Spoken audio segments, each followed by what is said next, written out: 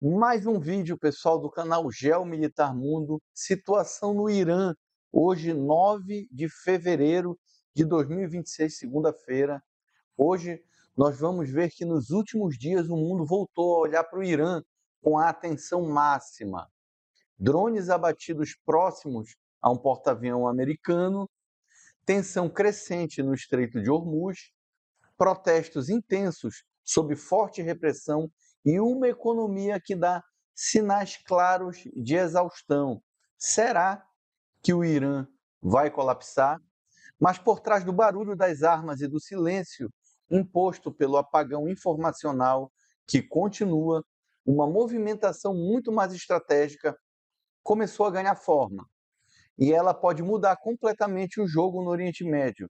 Fontes diplomáticas indicam que o Irã colocou sobre a mesa uma proposta inédita: abrir mão de cerca de 300 quilos do seu urânio enriquecido, retirar esse material do território iraniano e entregá-lo à tutela de um terceiro país, que não seria os Estados Unidos. Será que isso vai dar certo? Além disso, Teherã, a capital do Irã, se comprometeu a ficar 3 anos sem enriquecer urânio em altos níveis, algo que, se confirmado, representaria a maior concessão nuclear iraniana em anos. A pergunta agora é só uma: se o Ocidente vai aceitar, mas por que essa proposta surge exatamente agora? Será um sinal de enfraquecimento do regime, uma manobra para ganhar tempo ou uma tentativa desesperada de aliviar sanções, conter protestos internos e evitar um confronto direto com os Estados Unidos? No vídeo de hoje você vai entender o que realmente está acontecendo no Irã, o que é fato, o que é propaganda e por que essa proposta nuclear pode ser o movimento mais importante do país desde o acordo de 2015. Eu sou Rodrigo Carvalho e tu estás no canal Geomilitar Mundo. Pessoal, obviamente, para quem já vem acompanhando meus vídeos, essa tentativa do Irã de dizer que vai transferir esse urânio, parece que esse urânio ficaria com a Rússia, o que, na minha opinião, não faz muita diferença. Mas há sinais claros do colapso econômico do Irã e da forte repressão que ele fez contra seu povo, fazendo com que o Irã não esteja tão forte, principalmente economicamente.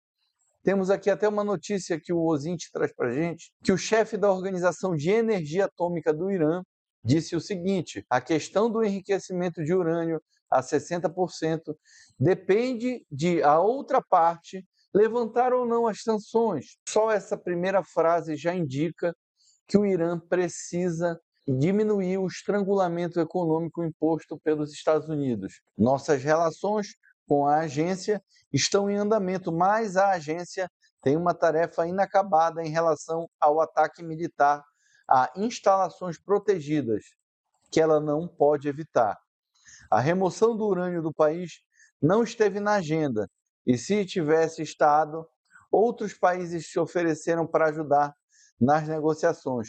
Tal assunto não foi discutido em conversas, mas ela existe sim. Por outro lado, o ministro das Relações Exteriores do Irã, Agache, diz o seguinte: espero que no próximo ano testemunhemos a prevalência da diplomacia sobre a guerra. Nossa política é de estreita cooperação com países vizinhos. Espero que todos os lados trabalhem juntos para conflitos e garantir estabilidade. Essa notícia é de agora, 9 de fevereiro de 2026. Por que próximo ano? Eles já estão esperando em 2027. Às vezes a tradução ela não sai muito boa. O presidente do Irã, Mossad, o Pashekin, o presidente do Irã é uma figura mais caricata. Quem realmente manda é o Ayatollah Khamenei. Novas negociações nucleares em Omã, apoiadas pelos países vizinhos, representam uma oportunidade adequada para uma solução justa e equilibrada. O Irã espera um resultado positivo desde que haja cumprimento dos compromissos assumidos e que a outra parte não faça exigências excessivas. Ou seja, em resumo, eles não querem abrir mão de nada, vão colocar o urânio num país, sabe lá qual, o Irã é uma caixa preta, não se sabe direito nada que acontece lá, e o regime quer continuar se perpetrando. Eu acho que os países aliados, especialmente os Estados Unidos, eles têm um interesse que o Irã não alimente de armas grupos terroristas e que se implante ali uma democracia, que eles não continuem massacrando o seu povo. Está ficando feio para os países livres aceitar uma teocracia brutal, onde o povo sofre um massacre. Situação no Irã, atualizado até 9/2/2026. Protestos, estado atual. As manifestações começaram no início de janeiro e já duram cerca de 35 a 40 dias, mas com intensidade variável. Não existe evidência pública confiável que o regime esteja próximo do colapso imediato. O que se observa são protestos menores e mais fragmentados, forte repressão e prisão e greves localizadas. Isso também se dá devido ao apagão informacional. Ou seja, o movimento continua, mas não virou uma revolução nacional aberta. Internet e comunicação, apagão informacional. A internet voltou parcialmente em pouquíssimas regiões.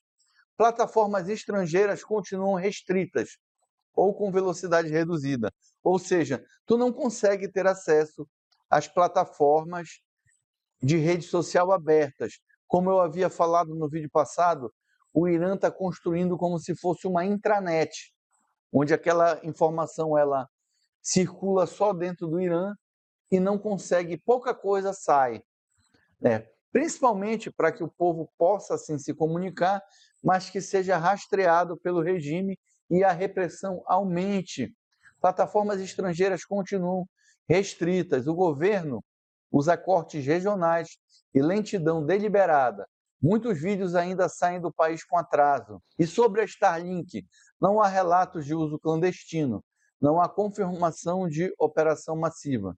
Possível uso pontual por ativistas, mas difícil escalar devido ao risco e ao custo.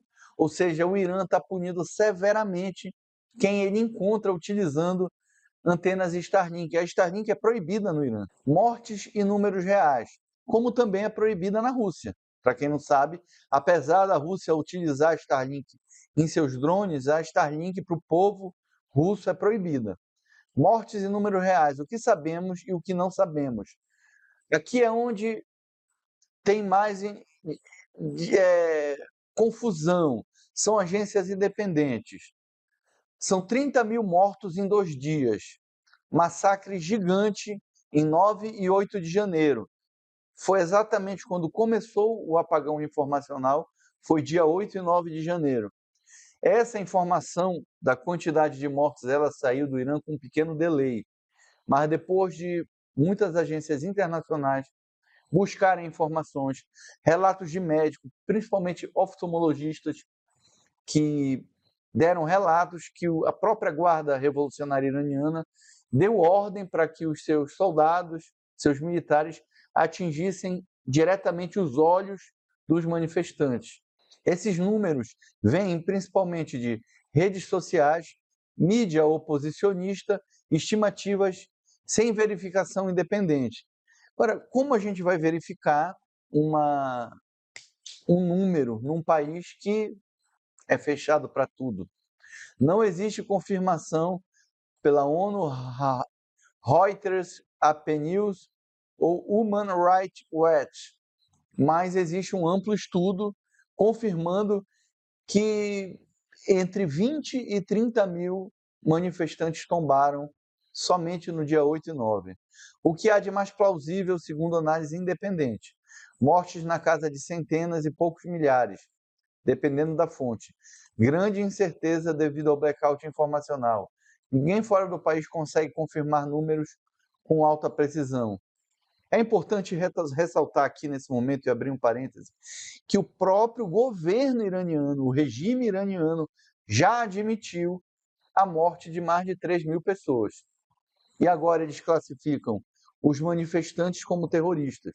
Então eles separam morte de 60 cidadãos e 2.900 e poucos terroristas, que eles classificam os manifestantes. Então, você expressar sua opinião no Irã te torna terrorista. Está parecendo quase igual aqui. Não há sinais de preparação para intervenção militar direta no Irã. O que existe é pressão diplomática, sanções adicionais discutidas, momento naval intensificado, nenhuma movimentação semelhante ao que precede uma guerra. O porta-aviões USS Abraham Lincoln teve incidente no Golfo, sobre relato que drones contra o USS Abraham Lincoln foram lançados. 2 drones, pelo menos. Relatos de exercícios militares sobre interpretação do ataque. Ou seja, foi dois jatos F-35B tiveram que ser lançados para interceptar 2 drones iranianos, que foram lançados contra o porta-aviões. E também o Irã tentou abordar, sequestrar um navio americano que passava pelo Estreito de Hormuz. Pessoal, esse é o Estreito de Hormuz. Esse aqui é o Golfo Pérsico, onde grande parte dos países, Catar, Emirados Árabes Unidos, desembarcam seus petróleos. Então, é uma passagem muito, vamos dizer assim, importante, sensível. E toda essa parte aqui, ela não é funda, ela tem um único canal que obriga que os petroleiros passem mais perto de ilhas iranianas por aqui. Então, eles não têm como vir muito perto dessa costa, porque é raso aqui, ó. Então, eles precisam passar por perto do Irã, e o Irã tem abordado, se mostrado hostil. Aqui é o Irã, aqui tem algumas ilhotas iranianas que pertencem ao Irã, que os petroleiros têm que passar perto disso, pode escalar um problema. Né? Depois do Golfo de Omã, precisa passar. E foi aqui que o navio americano foi abordado. Houveram pelo menos 2 mensagens de lanchas rápidas, aquelas com lança-foguete iranianas, falando para abordar o navio. Quando eles perceberam que um destroyer americano estava se dirigindo rapidamente ao local, eles foram embora. Porém, no outro dia, eles sequestraram 2 petroleiros que ainda não se sabe a bandeira. Eu estou tentando pesquisar, ver se eu acho algo parecido, algo sobre qual era a nacionalidade desses petroleiros, mas eu não consigo ainda. Economia no Irã. Esse eu acho que é o fator preponderante para o Irã está se oferecendo, que ali o regime é brutal. O regime não conversa, o regime não demonstra fraqueza. Então, como nós vimos no vídeo ontem da Venezuela, onde o ditador venezuelano, lá, o castrista, né, que vem do regime de Fidel Castro, ele falou num tom choroso na TV, o que é muito... Eu vou deixar esse vídeo de ontem no primeiro comentário fixado, um vídeo muito interessante para vocês verem o que está por trás dessa fala do chefe do Estado de Cuba. Será que Cuba está colapsando? Pelo vídeo que eu trouxe ontem, eu acho que sim, 99%. A economia está sob pressão crescente no Irã. A moeda, que é o real, teve forte desvalorização. O mercado paralelo domina. Empresas e investimentos. A bolsa de valores iraniana está completamente volátil. A saída de capital informal. Investidores estrangeiros praticamente inexistentes. Os poucos investidores estrangeiros tiraram os seus investimentos. Inflação, alta persistente de alimentos e combustíveis pressionando a população. O descontentamento econômico é hoje o principal combustível dos protestos.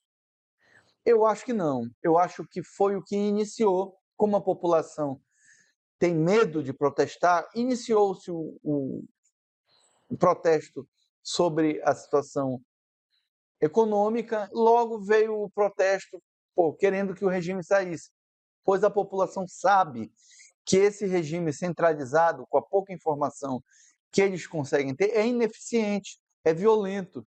E como vai resolver esse problema? A Guarda Revolucionária virou organização terrorista? Os Estados Unidos classificaram o IRGC como organização terrorista desde 2019. A União Europeia ainda não adotou oficialmente essa classificação completa. Existem debates internos. Quem adotou foi a França, especificamente. O Macron parece que está tomando esteroides agora. O regime está enfraquecendo? Existe um risco de colapso? O regime está sob pressão política e econômica. Há sinais claros de colapso imediato. A Guarda Revolucionária mantém o controle militar, o aparato de segurança continua funcionando e os protestos não atingiram escala nacional simultânea. Ou seja, não há relatos tão claros de colapso iraniano. O que parece é que vai haver, se houver, aí uma negociação ainda de alguns meses ou talvez anos. Um resumo realista: protestos continuam mais fragmentados, internet cortada, números de mortos são incertos, estimativas variam entre 70 mil e 15 mil mortos, não há evidência concreta de intervenção militar, a economia segue se deteriorando muito rapidamente, regime pressionado, mas ainda relativamente estável no poder. Pessoal, não te esquece de curtir, compartilhar e principalmente te inscreve no nosso canal.